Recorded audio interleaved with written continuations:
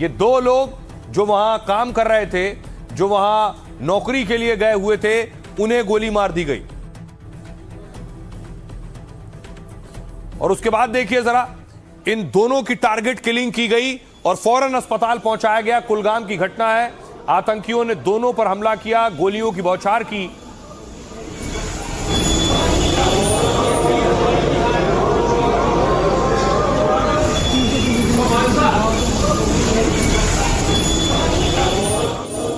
आतंकी जानबूझकर दहशत फैलाने के लिए गैर कश्मीरियों को टारगेट करते हैं।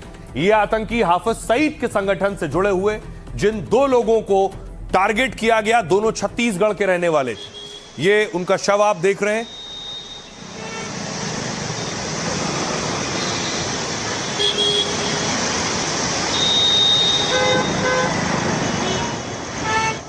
अब आपको बताऊं किस तरह कश्मीर में नाम पूछकर गोली मारी गई। कुलगाम में आतंकियों ने पहलगाम जैसा हमला किया। ऐसा इसलिए कहा जा रहा है क्योंकि पैटर्न वैसा ही है। पहलगाम में नाम पूछकर और धर्म पूछकर हमला किया गया। दावा है कुलगाम में भी आतंकियों ने ठीक वैसा किया। रिपोर्ट्स के मुताबिक रात का वक्त था 8:30 बजे, तभी दो आतंकी बाइक के जरिए ईंट के भट्टे पर आए और वहां जो मजदूर काम कर रहे थे उनसे पहचान पूछी और उसके बाद उन्हें अलग ले गए। घटना के वक्त वहां कई मजदूर थे लेकिन सिर्फ 2 हिंदू थे, तो आतंकियों ने मुस्लिमों को छोड़कर हिंदुओं पर गोली बरसानी शुरू की। बाकायदा उन्हें पॉइंट ब्लैंक रेंज से गोलियों से उड़ा दिया। पुलिस को यह जानकारी मौके पर मौजूद दूसरे मजदूरों ने दी। एक की वहीं पर मौत हो गई और दूसरे की अस्पताल में जान चली गई। हमले के बाद सुरक्षा बलों ने 2 किलोमीटर के इलाके को सील किया। सर्च ऑपरेशन के साथ लोगों से पूछताछ कर जांच की जा रही है। इधर उपराज्यपाल मनोज सिन्हा ने हाई लेवल बैठक की है, मजदूरों को सुरक्षा देने और आतंकियों के खात्मे को कहा है। सीएम उमर अब्दुल्ला ने पीड़ित को मुआवजे का ऐलान किया है। मजदूरों के परिजनों को 16-16 लाख रुपए के मुआवजे का ऐलान किया है, जबकि छत्तीसगढ़ सरकार भी पीड़ितों को आर्थिक मदद देगी। सीएम विष्णुदेव साय ने कहा है कि परिजनों को 20-20 लाख रुपए दिए जाएंगे। सुनिए क्या कुछ कह रहे हैं जम्मू कश्मीर और छत्तीसगढ़ के सीएम। इस हमले की जितनी निंदा की जाए कम है। पैसा देके ना इस हमले को कम किया जा सकता है, ना इनके घर वालों को जो तकलीफ का सामना करना पड़ा है उसमें कोई कमी आएगी। अपराधियों के इस कृत्य की घोर निंदा करते हैं और छत्तीसगढ़ की सरकार दोनों मृतक परिवार को 20-20 लाख रुपए की सहायता राशि प्रदान करेगी। और आइए अब आपको बताऊं, जिनकी टारगेट किलिंग की गई, जिनका नाम पूछकर उनकी हत्या की गई है, वो आखिर कौन लोग थे।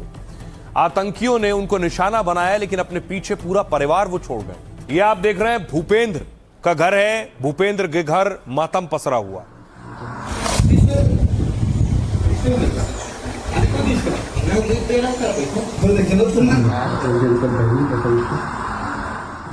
भूपेंद्र के साथ दीपक भी उसी ईंट के भट्टे पर काम कर रहे थे। यह दीपक के घर की तस्वीर है।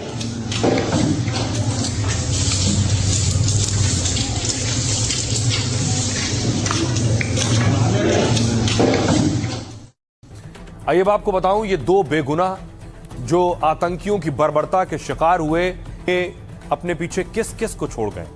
आतंकी हमले में मरने वाले दोनों शख्स छत्तीसगढ़ के थे जो मजदूरी करने के लिए जम्मू कश्मीर आए हुए थे। दोनों यहां अपने परिवार के साथ रहकर मजदूरी करते थे। दोनों युवा थे जो ईंट के भट्टे पर रहकर काम करते थे। मरने वालों में से एक मजदूर का नाम दीपक रात्रे है जो छत्तीसगढ़ के सक्ती जिले के बुंदेली के रहने वाले थे। मृतक दीपक की उम्र करीब 24 साल बताई जा रही। वो 1 साल पहले ही पत्नी और भाई के साथ वहां गए थे। वो अपनी मां, पत्नी और 2 साल के बेटे का इकलौता सहारा थे। दीपक का जम्मू कश्मीर में ही अंतिम संस्कार कर दिया गया।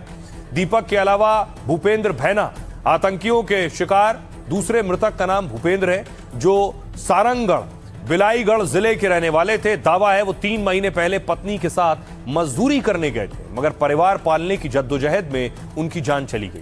भूपेंद्र अपने पीछे 2 साल का बेटा, बहन और दादी को छोड़ गए। सुनिए दीपक और भूपेंद्र के परिवार वाले क्या कह रहे हैं। जो कि उसके नाम पता पूछ करके और हिंदू मुस्लिम के नाम पूछा, उसके बाद हिंदू हूँ बोला, उसके बाद मार दिया गया है। छत्तीसगढ़ सरकार से निवेदन है कि बहुत गरीब है, वो 2 भाई है, एक विकलांग है, एक वही है जिम्मेदार जो कि घर की पालन पोषण के लिए सक्षम है। और उनके परिवार में कोई कमाने वाला नहीं है, ओकर भाई है थे विकलांग है, तो वही गुहार है मन के सरकार से कम 100 लाई यहाँ जल्दी पहुँचाए। इतने गरीब परिवार जो काम करने कमाने खाने के लिए वहाँ गए हैं, जो आज भारत के नागरिक भारत में सेफ नहीं है, तो आप इसको कहेंगे तो आप कहेंगे कि क्या? प्रशासन और प्रशासन से यही निवेदन है कि उसका पार्थिव शरीर जो है हमारे ग्राम पंचायत बुंदेली में जल्दी से जल्दी लाने की कृपा करेंगे। अब देखिए, ये दोनों छत्तीसगढ़ के रहने वाले। जम्मू कश्मीर में बहुत से लोग यूपी बिहार से पहुंचते हैं काम की तलाश में, रोजगार की तलाश में। ये जरा कहां से कितने प्रवासी पहुंचते हैं और प्रवासी टारगेट पर क्यों हैं। करीब 3 से 5 लाख प्रवासी मजदूर हर साल कश्मीर आते हैं और इनमें सबसे ज्यादा मजदूर देश के 6 राज्यों से पहुंचते हैं। इनमें बिहार, यूपी, झारखंड, बंगाल, उड़ीसा और छत्तीसगढ़ शामिल है। इन राज्यों से आकर ये लोग जम्मू कश्मीर में कई काम करते हैं, जैसे कंस्ट्रक्शन का, ईंट भट्टों का, सड़क परियोजनाओं के साथ ही ये बागवानी, कृषि, होटल, पर्यटन और छोटे उद्योगों में काम करते हैं। जम्मू कश्मीर में सेब की खेती के लिए भी मजदूर लगते हैं, क्योंकि अगस्त से नवंबर तक सेब की तुड़ाई और ग्रेडिंग की जाती है। सेब की पैकेजिंग, लोडिंग जैसे कामों में भी ये मजदूरी करते हैं। साथ ही मुख्य सीजन में तो 800 से 900 रुपए रोज की दिहाड़ी मिलती है। यह वजह है कि कई मजदूर सेब के सीजन के बाद दूसरे कामों में भी लग जाते हैं।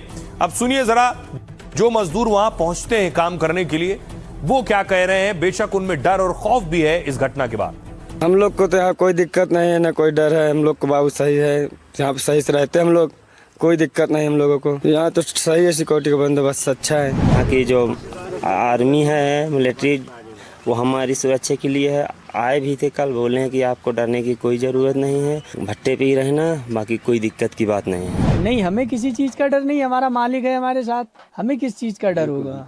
हमारी सपोर्ट में है वो भी मजदूरी करने आता है। दुख हुआ आप सुन के कि हाँ, मतलब अफसोस है इस चीज़ का। हाँ, संतोष है इसमें। हाँ बिल्कुल, डरने की बात नहीं, हमें कोई डरने की बात नहीं सर। बस आपके लोगों ऊपर है, बाकी सब कुछ सही है। दुख तो भाई देखो होता, कोई इंसान हुआ, इंसानियत के नाम से तो दुख तो होता ही है। देखिए, उनके हौसले बुलंद हैं। उन्हें वो कह रहे हैं कि उन्हें किसी बात का डर नहीं है, लेकिन कौन सा वो आतंकी संगठन है जो जानबूझकर, नाम पूछ कर हत्या करता है। ताल्लुक है हाफिज सईद से। हमले की शुरुआती जांच में सुरक्षा एजेंसियों को शक है इस आतंकी अटैक के पीछे टीआरएफ का हाथ हो सकता है। आतंकी गुट टीआरएफ का पूरा नाम द रेजिस्टेंस फ्रंट है, जिसका पाकिस्तानी आतंकी संगठन से कनेक्शन है। टीआरएफ को लश्कर तैयबा का सहयोगी संगठन कहा जाता है। दरअसल टीआरएफ कश्मीर में बाहरियों को निशाना बनाते हैं, गैर कश्मीरियों को, इसलिए हमलावर आतंकियों के स्थानीय होने का भी शक है। माना यह जा रहा है कि इस हमले में शामिल आतंकी लोकल है। शुरुआती जांच का फोकस मोहम्मद लतीफ पर है। दावा है लतीफ पिछले साल टीआरएफ में शामिल हुआ था। हालांकि शुरुआती जांच में इस ओर भी इशारा किया गया है। इस हमले में एक लोकल और एक विदेशी आतंकी हो सकता है, इसलिए सीसीटीवी फुटेज की पड़ताल कर तलाश की जा रही। दरअसल पिछले 2-3 सालों की बात की जाए तो कश्मीर के ईंट भट्टों पर ऐसे ही कई आतंकी हमले हुए थे। अकेले कुलगाम के इस पूरे इलाके में 20 से ज्यादा ईंट भट्टे हैं। तो पुलिस ने यहां भी सीसीटीवी कैमरे लगाने के निर्देश दिए, इसलिए कुलगाम के इस ईंट भट्टे पर सीसीटीवी कैमरे लगे हुए थे, जिसके फुटेज की पड़ताल कर सुरक्षाकर्मी जांच में जुट गए हैं। इस हमले के बाद सुनिए सियासतदानों को। इसकी तहकीकात होनी चाहिए और ईमानदारी से तहकीकात होनी चाहिए, कौन मारने वाले। मुझे नहीं पता ये क्यों उस वक्त होता है जब हम लोग स्टेट हुड मांग रहे होते हैं। डॉक्टर फारूक अब्दुल्ला साहब से इस प्रकार के बयानों की उम्मीद नहीं लगाई जा सकती। जब कोई आतंकवादी हमला होता है, ये राष्ट्र पर हमला है, ये कश्मीरियत पर हमला है, ये मानवता पर, इंसानियत पर हमला है, ऐसे वक्त पूरे देश को, सभी राजनीतिक दलों को एकजुट होकर आतंकवाद के खिलाफ बोलना है। मेरे पास अल्फाज नहीं इस इंसिडेंट को कंडेम करने के लिए। ये भी हम जैसे इंसान हैं, हमारे जो लोग यहाँ मजदूरी करते हैं, काम करते हैं, अपने बच्चों को पालते हैं, तो ऐसे में इनको इस तरह से गोलियां मार के, इनको यहाँ इतना सिक्योरिटी की वजह से लोगों को इतना अजाब है लोगों पे, उसके बावजूद ये इंसिडेंट्स होना, मुझे लगता है कहीं ना कहीं सिक्योरिटी में कोताही है। एक कश्मीरी 2 नॉन लोकल, ये सीरियस कंसर्न है। हमारी पुलिस के लिए, हमारी एजेंसियों के लिए ये आतंकी हमले कश्मीर की इकोनॉमी को डिस्ट्रॉय करेंगे, जैसा पहलगाम अटैक के बाद हुआ है।